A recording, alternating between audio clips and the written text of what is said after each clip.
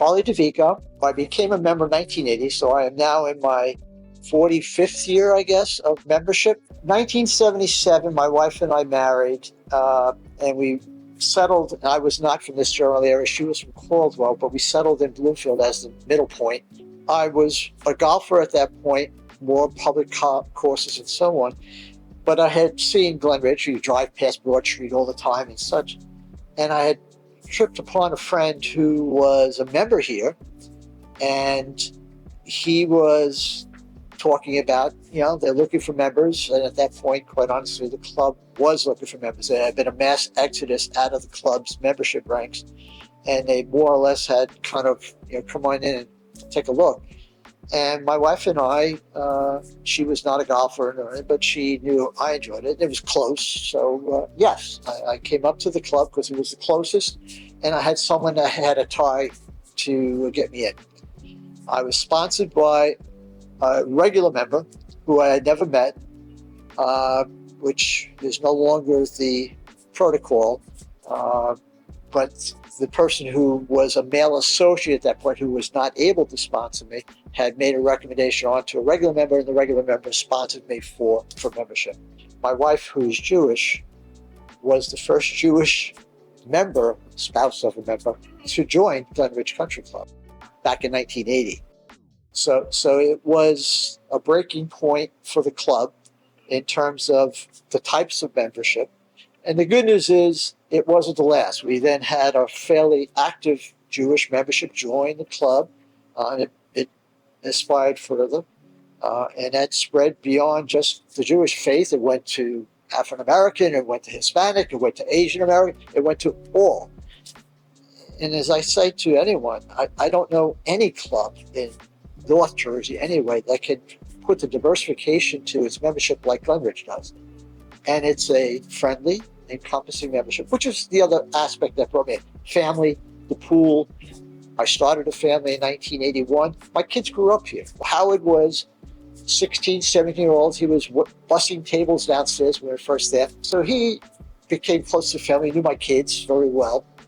And he ended up babysitting a couple times for us during that process too. So there's always been sort of a comfort level and familiarization with the club and my family.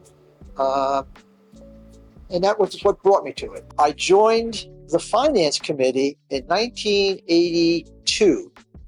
So I was 2 years into the club and was asked to join the finance committee. My background was financial. I was in banking and so on. So I joined the finance committee. I was a member of the finance committee up through 1990, at which point I was elected to the board of trustees at that point and became the club treasurer. So I was the club treasurer for 3 years, 90 through 93. And at that point, I was asked to take on the presidency of the club. So I served as president of the club during the 100th anniversary of 1994 and 1995. So I did a 2-year stint as president of the club. I'm not the oldest past president, but I am from a serving capacity, I am the oldest current member or existing member of the club who has held the position of president. That's something that I kind of say, hey, it's pretty good. And then I ended up with the nominating committee. And my function at that point was to continue to look for members coming in or members that had been here who had interest in serving on the board. And that was an interesting process. It got the opportunity to meet a lot of the members who showed interest by joining. And my recommendation was join one of the committees. That's how you became recognized, how you become part of the process, and hopefully at some point aspire to be a board member. And I did that for a number of years. When I then moved to a senior status, I did not have the opportunity to continue to serve on the nominating committee because that was then only for regular members. Only regular members were able to hold a position on the nominating committee. Other committees, no, you could be any type of membership. Nominating, you had to be a regular member. So I left the nominating committee and I went back to finance. And I'm a member of the finance committee to today. The Centennial celebration was unique. We participated in what was then the Memorial Day parade for Bloomfield. Bloomfield had it that we joined into them and came up Bloomfield Avenue and then came across Ridgewood. It was interesting to say the least, because the float had a golf thing on it and stuff like that, and we had people dressed in +4s and stuff like that. It was a nice event. That was the way of kicking off the Centennial. I think it went as well as could be expected. Some of the cars broke down. I think we were pushing it up Ridgewood Avenue at one point. It was you look back and you kind of scratch your head. Our 4th of July celebration, that started and at the Centennial year. The board had decided what we wanted to do to recognize our membership was to have a family picnic. It was initially known as the family picnic. That was around the 4th of July period. And the family picnic was just that. We had all of the outdoor barbecues and stuff like that. We just wanted to get everyone to come in and enjoy themselves for the day. That's how it started. But as boards then moved forward, they saw the opportunity to take the holiday, incorporate it, make it a much bigger environment. The fireworks came into play. All of the rides came into play. And as our membership started to become more family and the kids it became what it is today. This is always like a second home to me. It's always been a second home, and I spend a fair amount of time here. But if it wasn't for the membership, I probably would have never even, given further thought about doing the things and stuff. It was the members. And you've heard that theme throughout, the membership, and it's true. I look at myself now as sort of the goodwill ambassador. I still try to spend as much time talking to newer members about why it's important to get involved, why it's important for you and your family to give feedback and comment. So if you're in a position that you see something, know something, you could help on some regard, that's great. I've been honored, as you perhaps may or may not know, in 2016 or 17, the board approved my change from a senior member to an honorary member. So I am one of 9 honorary members of the club. That probably is the greatest tribute I could say. If the club feels that strongly to call me an honorary member for my contributions over the years and my continued contribution, that says everything to me. I'm Marion McGinty, and I came to this wonderful club in May of 1966. My husband was transferred from Cleveland to New York in 1961 as a golfer, lands an apartment on the golf course, Brookdale Gardens, marches up to the clubhouse, only to be told the Irish quota was filled and they could not take him. So he had to go to Maplewood for 5 years. In the meantime, he had, met different people, and he was a barber shopper. So he sang with the Montclair SPEBSQSAers. And Bob Dunn, who was then a wonderful member here, they became very close friends. And he said, I've got to get you in this club, So they were the ones that sponsored us. It was Ann and Bob Dunn in 1966. In 73, we joined the pool. And I can't believe, because right now I'm kind of a daily swimmer in the summer. And of course, when my son was 14, he came up and he was a caddy. And some of our older members remember him. So I thank you for giving him one of his first jobs. That was so much a part of this club. He was like Mr. Glen Ridge. It was, even though we were Bloomfield, he sang on the golf course and stuff. And we used to sing here at parties. It was Howard McGowan's either its 80th or 85th. And we sang at that. And I'll never forget, my husband he was full of tricks. He decided he was going to have a disguise. He bought a toupee and a mustache. He goes out and he gets a waiter's jacket and goes and puts the toupee in the thing, comes in, goes to the head table, takes all their drinks away. And I can see Agnes hollering, we just got those drinks. We just got those drinks. And it wasn't until after he made the corner somebody out of the corner says, "Oh my God, it's McGinty." Everybody knew him for doing stuff here at the club, you know. So my 100th, I rode in the golf cart with Dr. Sutton in the parade. And I just remember they approached me. It was Pat died in '92, and that would have been '94. So it would have been 2 years later, and so that was wonderful. It was very nice that they acknowledged the fact that I was part of the club. I was able to do that. I've had 3 major parties. My 50th, which was primarily family and very few friends, we had a wonderful time. And then we came back for the 70th because I had done Dolly in '94. Rob Fernicola was Barnaby when he was like 16 years old. And then when I had my 70th, I had heard he was doing, the DJ work. So we hired him, and he was my DJ for that party. We also did a program, and then that was quite big. It was a lot of my grandchildren were here and cousins. I started singing around 2:30, and I think they closed. It was in the Foreign Voguing. I think they closed around 2:30, 2:45. They all came up to listen to the program and everything. And that was a great program too, because and I had the kids and we marched all around. My grandson was the only boy, and there were 5 girls, and they were all in ages, I'd say from 5 to maybe 10. So they had a lark. And my one cousin said, "Oh, they'll never do that." And they were, I had flags for them.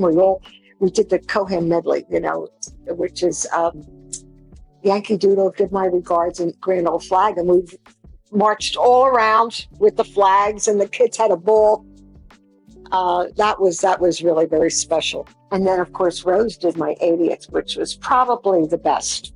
It's bittersweet because, my brother, who was a Glen Mary Home Missioner, had Mass at noon. And at the last minute, I wrote in the invitation, I invited people to come to church, not thinking that all 90 would come. It was a beautiful way to start the day. And then we came over here, and it was just incredible. Mr. Fernicola was back again. So we had it was a blast, For about 5 years, I had my, quote, orphan gang come for Thanksgiving. And these were my friends that either had family far away or weren't off on Friday. And so we would have about 8 of us, and we had the best Thanksgivings here because we really became like a friend family. I think it was 2008. Howard approached me and somebody else, and I can't remember who. Would you consider coming and singing on St. Patrick's Day? That was really kind of neat, to sing for our supper. And that's what we did. I sang the national anthem for the swim team one day. They grabbed me and said, "Oh, could you come back this afternoon? We're having a meet." And I did, and I remember having red, white, and blue on, my sequin hat. I also sang one 4th of July. Oh my God. I went around the Petting Green singing the national anthem 5 times. Oh, say, can you see by the dawn's early light, la da da da da da. I completely forgot the next line. It's like 500 people. And my mistake was even telling anybody, because I don't think anybody would have noticed if I had kept my mouth shut. And so the next year they had me come and I sang God Bless America. That I remember. 2009, my Michael went to the manager and said, "Where is the painting that was over the mantle?" And he said, "Oh, well, we're renovating, so it's in a closet." And my Michael said, "Well, my father and I are in that picture." And it was 1990. And my husband was dealing with cancer at that point. And so the manager actually gave it to him. Michael wanted to buy it, but he very graciously gave it to him. Pat paid his whole golf dues, but because he was dying of cancer, never set foot on the golf course, they sent me the entire dues back. That's why I stayed. I think Probably the biggest thing after Pat died was the fact that I was a single woman. I had a place I could come and have lunch or have dinner and meet with friends and felt safe. And I think that's a very important thing. And to feel safe and comfortable. And that's pretty much what I'd say the club is. And it's a family club. I love to see the little kids running around and stuff. My name's Neil Glassman. I joined the club in '82, believe it or not, as a social member / tennis. That lasted about a half an hour. I was the third Jew in the club. I was a Wall Street guy. I spent a lot of time going out and developing my career after work and, on the weekends. My ex-wife's best friend joined me. And, one of my big mistakes in being married to her was that I never said no. So she wanted to join here, fine with me. And I've been here for 40 something years. I've been active on committees my whole time here, Golf Tournament Committee, the Greens Committee. I was appointed to the board by the then President Charles DeVico. I couldn't be happier with this place. This place got me through the pandemic. If I didn't have this place to go to, who knows? It opened, and it was the first gym to open up in the pandemic, which, you may have seen me in the gym before. I'm in the gym like almost every day. I never get tired of playing this golf course. It's my favorite golf course to play, and that includes Pinehurst, the Island course. This is my favorite. I love playing this course. I love who I'm playing it with. I know every nook and cranny of it. I've had some ridiculous shots, as my caddies will tell you. Yippee Valechko asked me if I would look after his son Harrison, who was a great kid. And he bought the kids a football helmet with my name on it so he could caddy for me. I have a lot of stuff that ties me to a lot of people in this club. A lot of my oldest friends in the club have already gone on to greener pastures. And, I talk about him all the time. This guy, Victor Carlo, who died in 2008, if I'm not mistaken. He joined the club when he was 55 years old. 10 years later, he's 65. He asks how old he has to be to play in the senior events. He was priceless. So I got parts of this course, like on the 10th hole, he used to tee off with a driver and hit to a chipping area. So that's the Victor Carlo official chipping area. He's got 2 official chipping areas on 17. So anybody that ever plays with me has an idea of who I think the important people were in this place over the years and how fond I still am of them. A lot of my friends joined here after I did. My business school roommate, he and I played in the President's Cup together. We played in the member together. We never won anything. We had an awful lot of fun in this place. And I could say the same about the guy who I first won a tournament with, my friend Tony Baker. He commuted in with me daily for many, many years. If I met him the first day I moved out here and commuted in 1978. I've been playing in the Allison Dodd since the early 80s. I have a lot of great memories with that. Steve Mean was my partner here for 30-something years. He's now gone, but he's coming back. He's now playing in the Dodd with me. So the continuity of the place, the commitment to the family environment, social acceptance. This place is like a microcosm of all the above. I'll tell you, I was a little bit leery when they recently changed the rules of the morning draw. You used to have to be here at 6:30 in the morning to be in, or 6:40. Then you pick names out of a hat. Unfortunately, if you pick wrong, you could end up teeing off at 8:30, 9 o'clock, and you were there at 6:30. Okay, those 2 hours were spent in a very rewarding practice called busting chops. Everybody was just busting on everybody else for the first half hour, 45 minutes that we were all here. Do I miss it? Yes. Did I think I was going to be anti-computerized setup? Yep, but it works great. And I had the unique ability with the draw that we had. I used to get out at 7 o'clock every morning, so I'd be off the golf course before 11, and I would beat my wife and my kids to the pool usually. Now, if I didn't, I would find my kids near the baby pool playing with some friends of theirs, and my ex-wife sleeping on a chaise lounge right next to the high dive. Not smart move. One of the things I do best, and I can still do it after all these years, are can openers and cannonballs. And I can direct the spray. I soaked her. Every time she did it, I soaked her. So that's if I take kids to the pool that have never been there before, I point to that chaise lounge and say, that's where the cannonball, the preciseness of my cannonball hit started right in this pool right here. I would also have to say that the New Year's Eve of the millennium was memorable. We had an indoor ballroom dance floor, and they had a tent set up out there with more danceable stuff. Mr. Buckley, he brought a guest. He grabs the microphone, and he's out there doing the MC thing to a dance floor with about 6 to 10 people on it, and me and Gail were two of them. He named us the Millennium Couple of the Year and gave us a fictitious award. It was a priceless evening.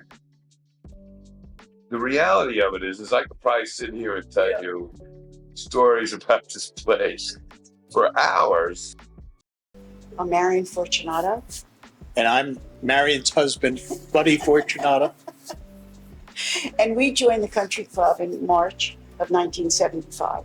I have served on almost every committee in this club over the past 50 years. I've been head of the 18-holers, and I was on the entertainment committee, on the golf committee for 25 years. I just retired 2 years ago. Early on, we weren't allowed to play golf the way we are today. We played on Wednesday, which was odd because that was always a day dedicated to men, and the doctors played on Wednesdays. But they gave us Wednesday. It wasn't our choice, but that's what we got. But we couldn't play after that. We played in the 18-holers, and then that was it. You couldn't go out in the afternoon. Very rarely could we ever play on the weekends. It was very tough. And as time went on and the members got younger and more understanding, and they kind of go with the times, then we got more time. And now, of course, it's wide open and wonderful. I was chair lady of the 18-holers 3 different times, and chair lady of the 9-holers, I think, for like 5 years. Because back then we needed things. We didn't have anything. The air conditioning went in the building but didn't go in the ladies' locker room. So I had a big fashion show. And we had old antique golf outfits. And some of them brought their children who wore the little ones. And I raised a lot of money at that event. And I bought air conditioning units to go into the ladies' locker room. Everybody loved it. The girls contributed. They worked with me. They helped. It was wonderful. I think one of my best tournaments was about clothes. Every hole had an antique golf outfit. Yeah. From Scotland, from Ireland, from all over the great clubs, and big posters from those golf clubs. That was one of my favorites, but my real favorite was the Wizard of Oz. I asked the then assistant pro if he would wear the lion outfit. He did. One girl was Dorothy, she was all dressed. And I took 18 pairs of golf shoes and sprayed them red with the sparkles in them. I had an artist, she made me the Emerald City. And it was at the top of the 18th hole, and as I came up, they saw it. That was a great party. When we were 100 years old, the club. It was a wonderful time, and we had a really big celebration. Another good member of the club and myself were in charge of the entertainment. And we did a museum. I went up in the attic and got out so much stuff up there. The room that was there, they called the trophy room. We made that into a museum for the weekend. And we had pictures from the beginning up until the time that we were 100. And we had old golf clubs and old pictures. It was just wonderful. And then we had a big brunch, a big golf tournament, big cocktail party at night. It was just a wonderful weekend. And that spawned the idea to put up that clock outside. In the base are all the names of the people that contributed to the clock. It's been wonderful. It's been a part of my life. We raised our children here. Both our children are golfers and tennis players, and they belong to their own clubs now. They went to the swim team and they get on their bikes and ride over here. We lived on Ridgewood Avenue here for 30 years. Yeah, so we were really entrenched in the community, and I don't think I'd ever change those years. They were the most wonderful years of my life. We were only married 3 years, and we moved here to Ridgewood Avenue. And as a matter of fact, I was pregnant for my daughter when we got into the club. And I remember the board members sat around, and we used to sit at the head and they'd ask you all questions. And one of the members said to me, "You do intend to join the bowling team?" And I looked down at my stomach and I said, "Join the bowling team? I don't think so." And he started laughing. So I'm just teasing you. That always stuck in my mind. Glen Ridge has evolved into a family club. Wasn't really that way when we joined it, No. but it has evolved into that. But in the summer, it was very family-like because the kids had the pool. And then we had the bar and bogey downstairs, and on Friday nights, a lot of parents and kids would come. And that was about it. They didn't do all the things they do today with the sleepover and the movies and the 4th of July. It's very nice today.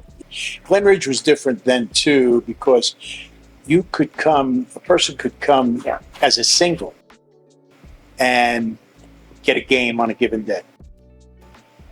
That's not as frequent today. There was a table, Dining room. there was a table downstairs in the men's grill where it would seat about 10, I think. And if you were a new member or you were alone that given day, you could eat at that table and you would meet people. You know, guys would come over and introduce themselves to you and whatnot. We did that in the dining room for a while as well. We'd have a long table in the back because we had a lot of widows. We had a lot of widowers. We had a lot of new members that didn't know anybody, and they would go and automatically sit at that big table. It was big, maybe for 20, 24 people. And it was popular because people were happy to do that, you know, and meet new members. I'm a former board member, committee member of the club. When I was in the New Jersey legislature, I had introduced a resolution honoring the club. At that time, there was a major celebration of an anniversary here, the 90th. Up to that time, the club was never recognized in that manner by the state legislature. So that was the first time the state legislature ever honored the club. And I think duly so. Because of the position I held and hold today, I've had great opportunity to meet celebrities or people of somewhat of importance. And there was a great entertainer. His name was Vic Damone. Tremendous singer, but also a great golfer. So he was appearing locally, and he knew Marion's father, and he asked if there was a place that he could play golf. Marion's father, who didn't know a tennis racket from a golf ball, said to me, can you help him out? Can you make arrangements? I said, sure, play with me. And so we came up here to Glen Ridge, teed off. By the time we were on the 5th hole, there must have been about 40 women circling the green. Yeah. When they found out that Vic Damone was on the golf course, they couldn't believe it. So we get to the hole, and he couldn't have been nicer. He signed autographs, took pictures, and there was one. We had a member here. I'm not going to use the name, but we had a member here who was a doctor, and his wife was a former dancer on stage, and she couldn't wait to, tell him about her and give him a couple of kicks. I think if you were to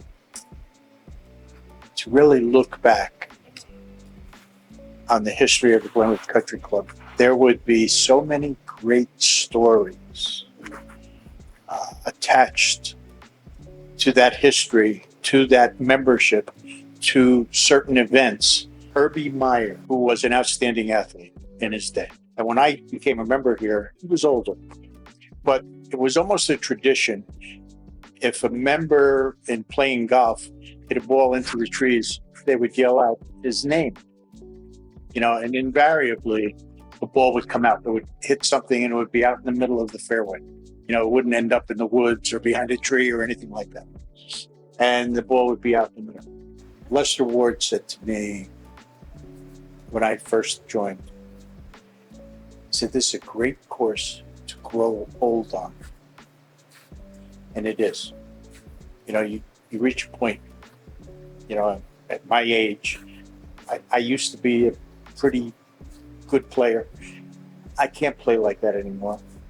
But I can come out here and enjoy myself and to show my age.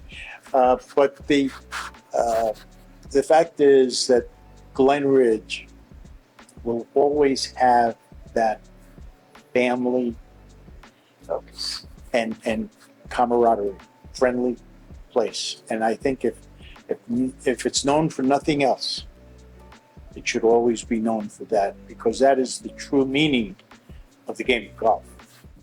I'm Bob Ennert. I want to dispel a rumor that I actually was not a member 130 years ago. It seems like I was to a lot of people, but I actually joined in 1989. I did serve on the board for three years, which effectively it was around the time, I guess, that the inmates were running an asylum. I used to think that this was my second home, or my home away from home, and discovered it's actually my home. My other home is my home away from home. But I enjoy it here. I enjoy all the people. I've never been a big fan of the golf course itself, but I'm not sure I've found a golf course I'm a big fan of. So I don't think it's the course itself. I think our membership is what makes this club. It always has. We have great members, and we're very fortunate with that. We spend a lot of time here. My wife, I got married here, my second and last marriage.